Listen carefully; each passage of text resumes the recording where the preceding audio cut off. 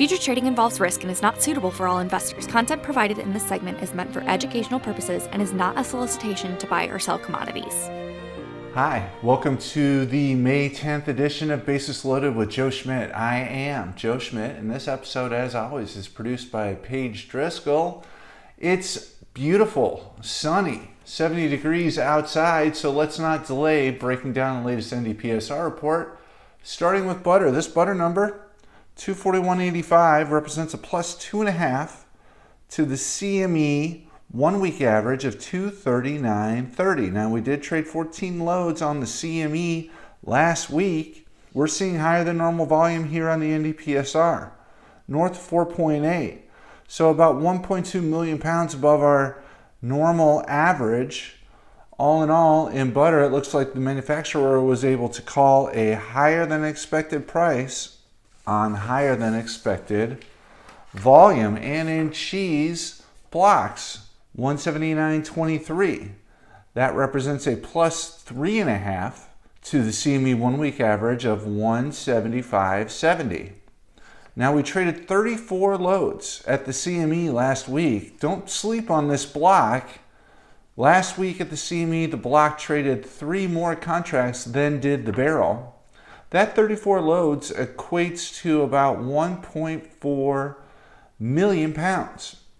And I think that's why we see this NDPSR basis down to closer to normal at 3.5.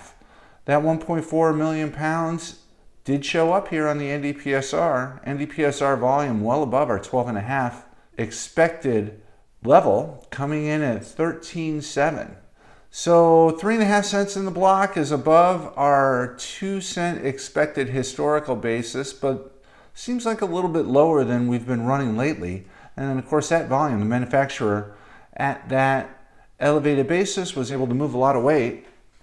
So higher than expected basis and higher than expected volume in the block, in the barrel, 159.75. And that represents a plus 6 to the CME 2 week average of 153.30. That 153.30 2-week average was the low week at the CME. We'll see how the rest of this week shakes out.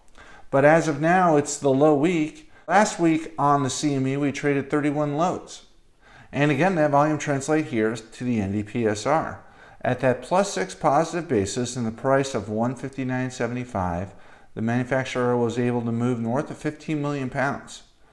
So well above our 13.5 expected contracted threshold, and that's right in line with the 31 loads that we traded at the CME.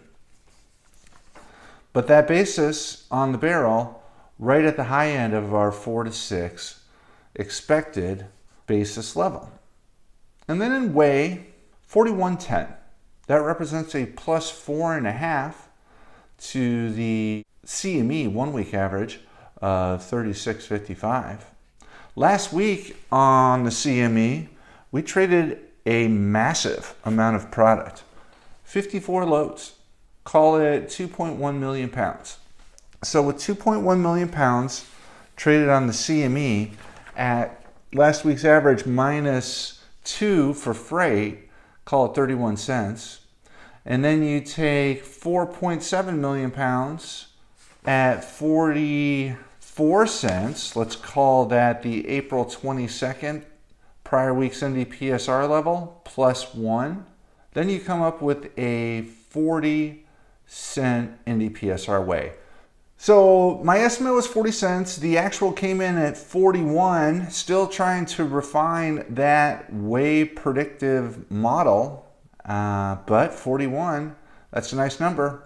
And once again, the manufacturer was able to move a lot of weight, 6.8 million pounds here in the NDPSR. And then lastly, non-fat, 116.81. That represents a plus 2 to the CME 1 week average of 114.75. We traded 13 loads on the exchange.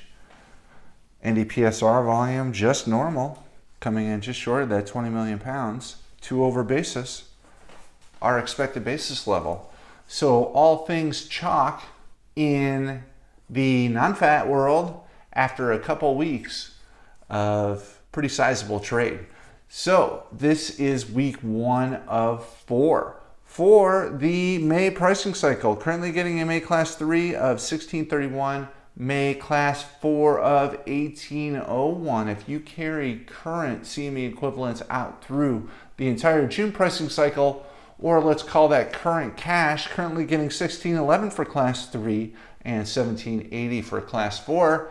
Class 3, class 4, and spreaded is inverted once again.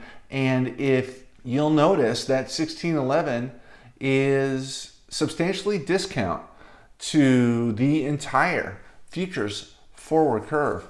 So I have a good friend who calls that the manufacturer slope of hope. We'll see how things shake out in the months to come. Until next week, on behalf of Paige and the entire EverAg Insights team, I am Joe, signing out. Thanks so much. Bye.